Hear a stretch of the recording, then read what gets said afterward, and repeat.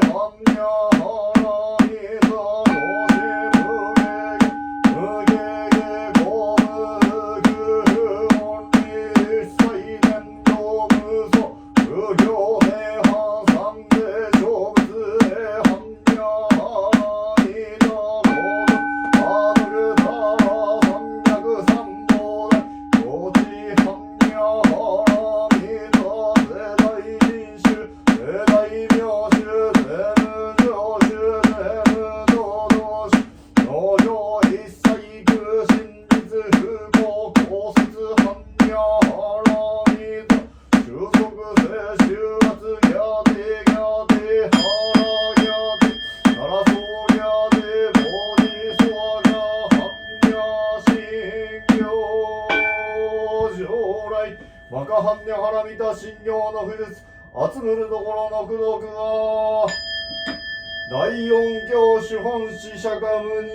仏源座道場本尊先行延命地蔵大菩薩高祖常用大師道元伝寺大祖城西大師慶山禅寺返上金剛弘法大師秋葉三尺坊大権現伝統歴代仏僧当時解散古道漢方大与将歴十種位大与将二与将二種僧十方上中の三方に供養したて祭り上四四に福音古道ちなみに東山鎮守五宝書天然人に出見すこいねごところは消防合流万法楽三門鎮守新型コロナウイルス感染拡大早期収束諸難消滅諸縁吉祥ならんこと